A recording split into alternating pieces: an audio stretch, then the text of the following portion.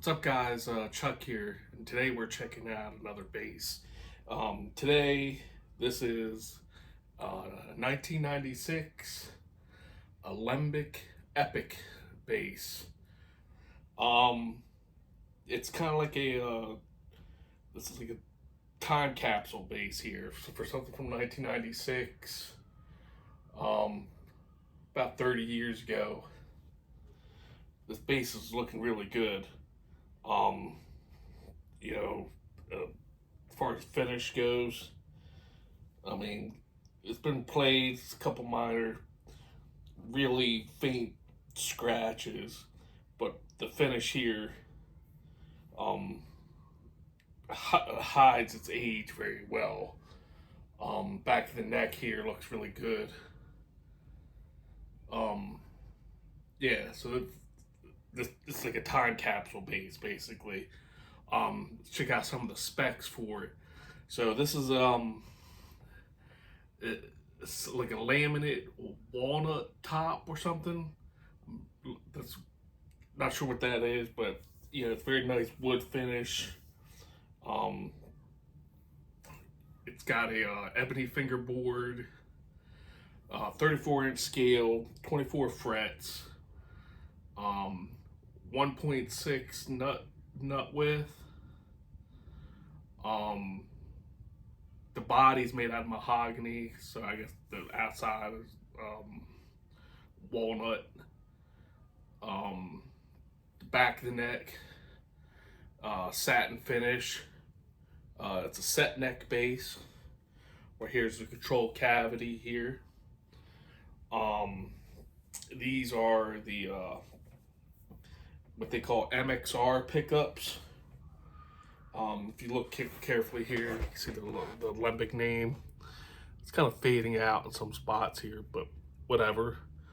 Right here, that's how you get to the truss rod. You gotta take the screws off. That's how you get in there. The bridge,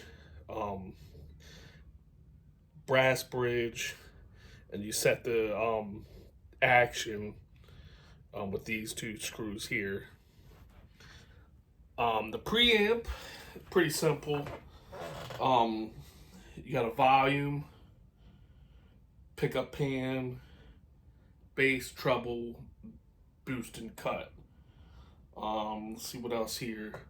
No fret markers on the neck, but at the top here, you have your dots. Back here, these are the Alembic Godo tuners in gold. It's a brass nut.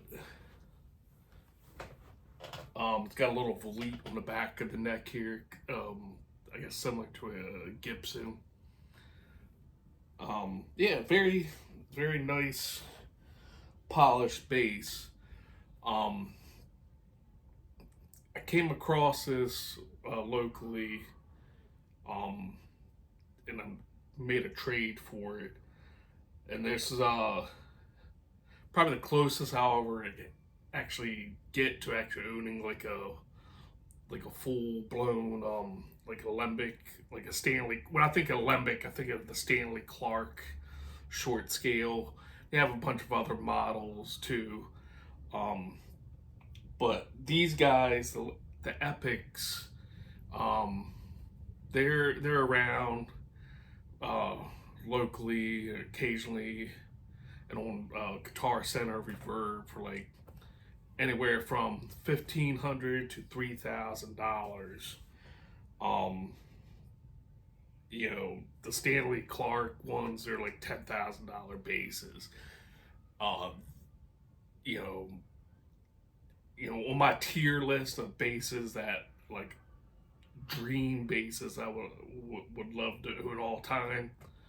The number one would be the Wall MK2 bass because of that guy up there. He plays a Wall. Geddy Lee played a Wall. I would love to own one someday, but over $10,000. I had to go through like a midlife crisis. Number two on that list would be the Alembic Stanley Clark. So when I saw this, I was very curious to check it out. They don't come across very often, and far as coming across a good one, this is what this is. So yeah, let's check this out. We'll check out some sound samples here. So the preamp is kind of very subtle.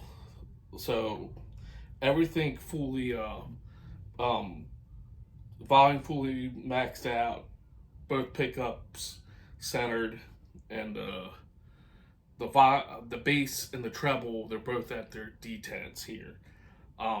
We'll talk about that as we go through it. So let's hear how that sounds.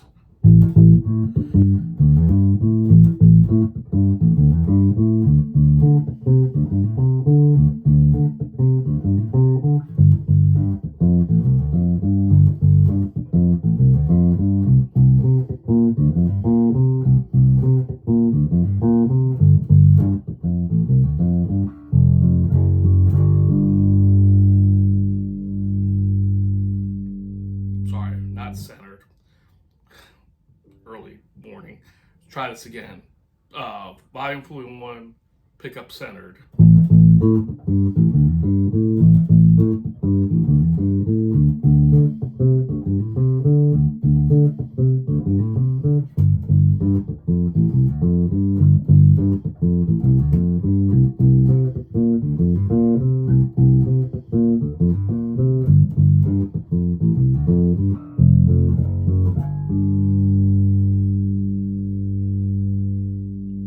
Cool. So a couple things to note here. These pickups and the preamp combo. This is not a very hot bass as far as output goes. Yeah, I'm playing through a Orange Crush 100 down here, and you know, everything flat. You know, I had to boost the volume a little bit. I'm not running through a preamp, but if I would run through a preamp, would probably boost the output a little bit more. So not very hot, but the pickups, they're very precise, and they pick up a lot of information on them. And one of the things is just listen to the sustain on this.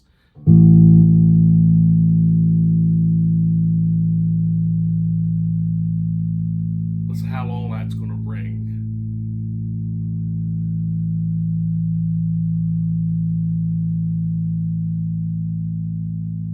Still going.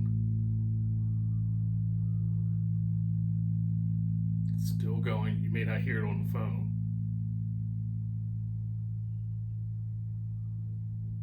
Barely there. It's like you still hear it decaying on this. You probably can't hear it on the phone, but that very good sustain on these pickups, and it picks up a lot of detail of your playing. You know, it, you know, kind of training myself on this bass a little bit, because it's like, you know, whatever little style you're playing here, it's going to pick it up on your hands, your muting, and the percussion of the tack of the fingers and stuff like that. It's going to pick all that up. So that could be a good thing or a bad thing, depending on what you're looking for. But you know, very very unique. You don't definitely get this from like playing like a P bass or something like that. Another thing is, you know, like I mentioned before, not a very hot output pickup and preamp combination here. So let's try with both pickups centered, volume fully on. Let's hear a little bit of that one more time.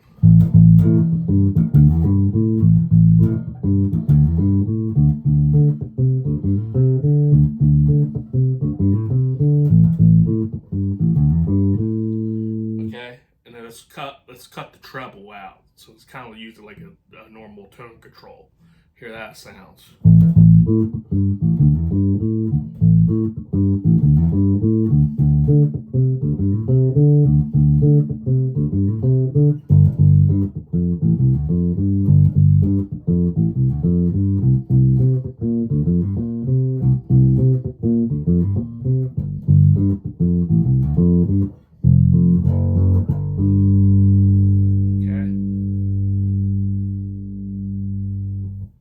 So let's bring the treble back to D10 and let's boost the bass about 50% over D10.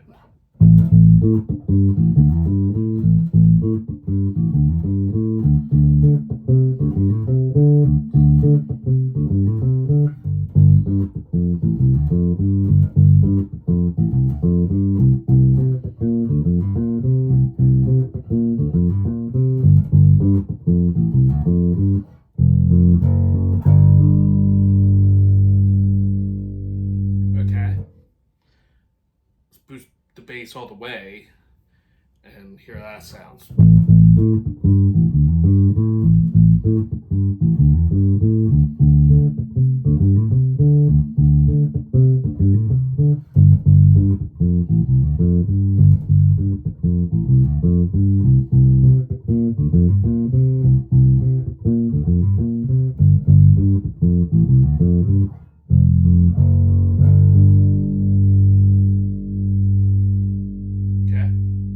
So even boosting to the max here, it's not overpowering by any means. It's still a very usable tone. The output's definitely going up, bass is definitely going up, but it's not like you're gonna blow out your speaker or something like that with it. So that's kind of good in my opinion, because you know other basses, they'll let you fiddle the knobs to as high as low as you want, but you may get it like a sound that's gonna blow out like a speaker, or push your sound like crap basically. So they kind of limit that a little bit, and it's very usable, but just keep that in mind here. So let's take everything back to center. Let's go to the neck pickup and see how that sounds. Here we go. Neck, both bass and treble fully centered.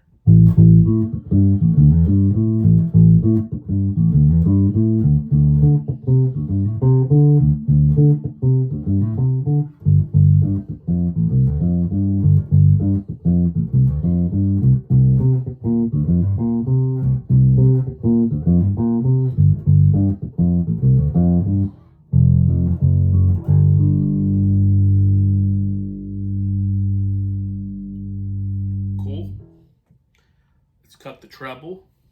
See how that sounds.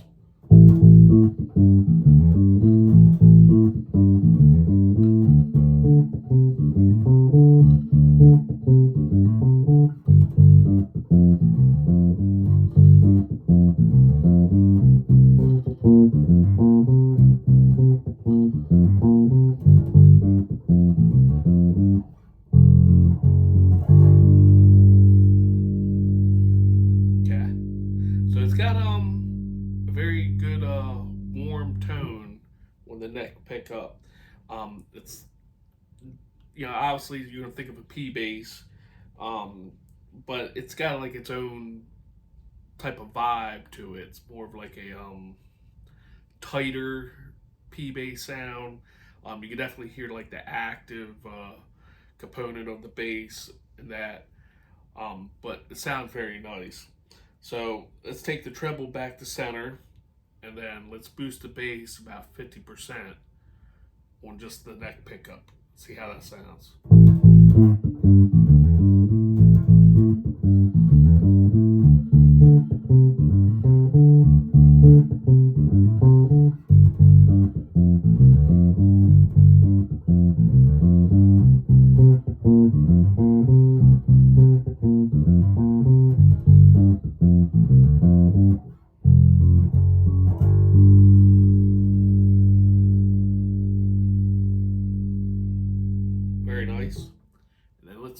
bass all the way. Let's see what we got.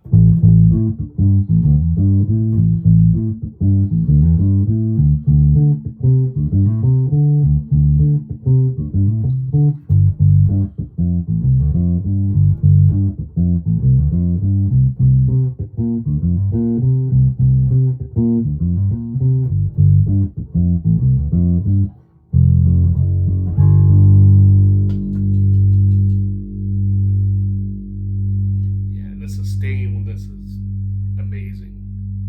Like, that's very cool.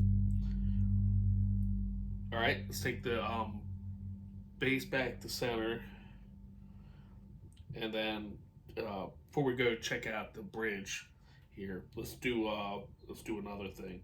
Let's put it back to center, and then let's cut the preamp completely. Let's see what that sounds like.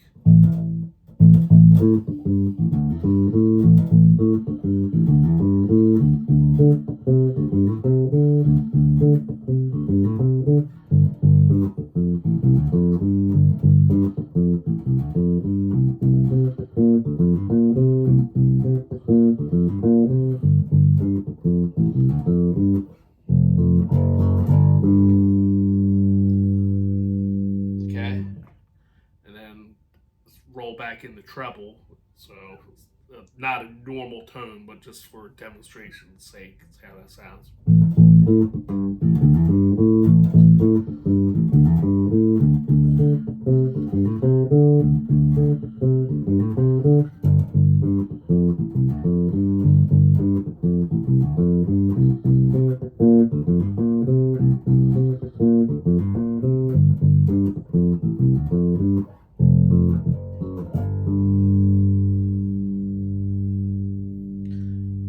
Finally, let's boost the treble to 100%.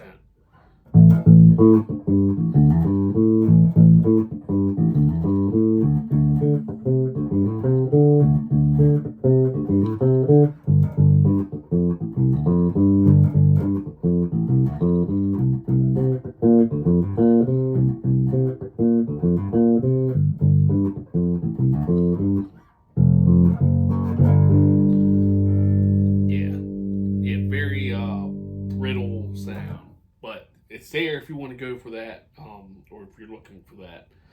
So take everything back to center, and then let's roll back to the bridge pickup. Let's see what we got here.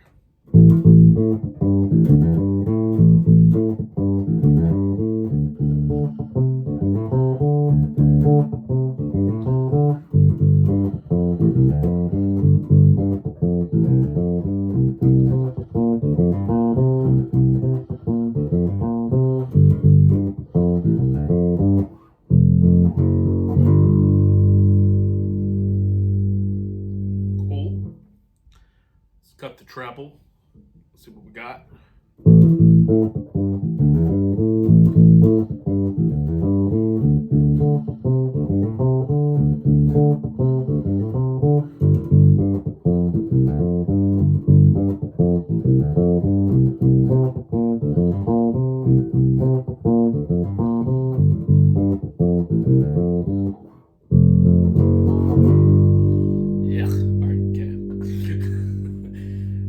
So yeah, like I said, it picks up a lot of stuff on here that you may not necessarily want. As far as the strings, these are a pair of DRs. They're round wounds. Alembic apparently makes a set of string that apparently helps reduce string noise, allegedly. I would like to get a pair of those to check out at some point. Just to see how that goes, because with these on, you know, you're definitely getting a lot of string noise that, you know, maybe you may not want. The other things you could do is like finger ease and stuff like that, but I typically don't like using that. So let's continue one here. So the neck pickup. Let's bring that back up the center, and then let's boost the bass about 50%. Here we go here.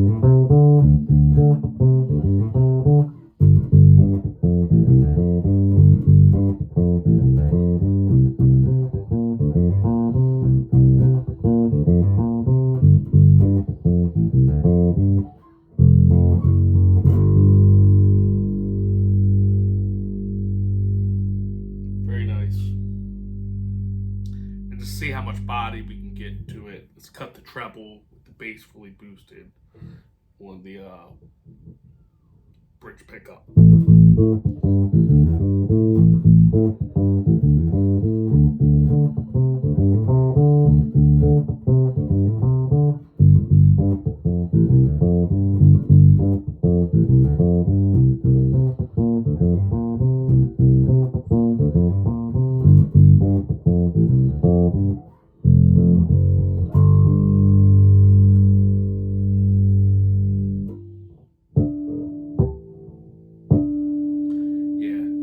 Get a lot of reaction when playing. It's very responsive bass. So yeah, this is Alembic Epic, thing from 1996. I don't know if they still make them. I looked at the website and I didn't necessarily. I can't remember if I saw this available or not. I want to say they're still making them. Well, they're like retailing for like $10,000 when you're buying them from Alembic. So the older ones that are out there, they can be had for quite a bit less. You know, obviously depending on the condition, you know, you're going to be paying more or less. But if you're interested in Alembic style bass, you know, this is a pretty good entry point. It's very comfortable to play. Very well balanced. I didn't talk about the weight on here. It's probably about like a 9-pound bass here.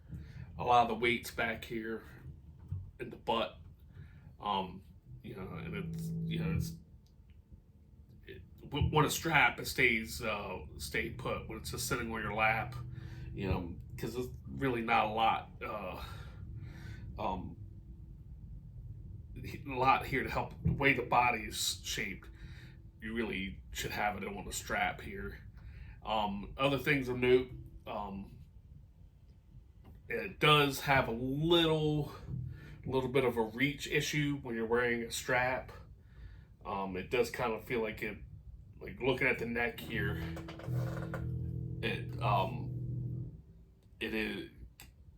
it's kind of similar to like a Thunderbird, where it's got like a little longer reach on a strap.